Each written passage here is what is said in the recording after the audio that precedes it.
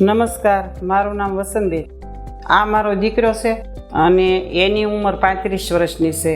એનું નામ મિતુલ છે. મારા દીકરાને પેટમાં પાણી ભરાણું એટલે હોજા આવી ગયા અને એટલી બધી એને તકલીફ હતી કે 30 કલાક સુધી એને એટલું બધું છાતીમાં અને પેટમાં દુખ્યું અને એની પીડા અમારીથી જોવાતી નહોતી. પહેલા એમ બીજે દવાખાને ગયા એટલે અમારા જમાઈનો ફોન આવ્યો કે તમે માણિયામાં આવી આવો અને પછી અમે અહીંયા આવ્યા.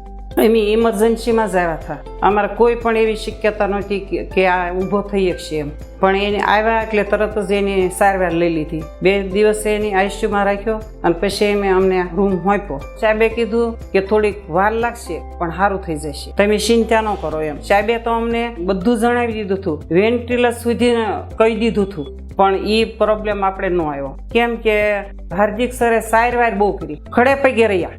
આભાર હાર્દિક સરનો કે મારા દીકરાને ઊભો કર્યો. પછી હોસ્પિટલમાં ચોખાઈ બહુ સારી છે, ડોક્ટરો સારા, સાંજે ડોક્ટર હોય, સવારે ડોક્ટર હોય, સારવાર માટે પૂછવા માટે આવે, સિસ્ટરો બધા બહુ સારા. આપણે ગમે ત્યારે બોલાવી, બાટલો પૂરો ન થયો હોય ત્યાં જોવા આવે અને એનો સ્વભાવ બહુ સારો. એટલે અમને 12 દિવસમાં એવું નથી થયું કે આ દવાખાને આપણે કેમ આવ્યા એમ, પણ હવે તો એમ થયું કે આપણે હાજર થઈ ગયા. આપણે 5 જણાને બીજાને કરી કે તમે માણિયા હોસ્પિટલમાં જાઓ. પીપી માણિયામાં બહુ સારા ડૉક્ટર છે અને અમને બહુ સારવાર મળે છે. અને સારવાર એવી કરી કે અમને એવું નહોતું કે અમારે 12 દિવસમાં રજા થઈ જાય એમ, પણ આજ અમારે રજા 5 વાગ્યે થઈ ગઈ છે.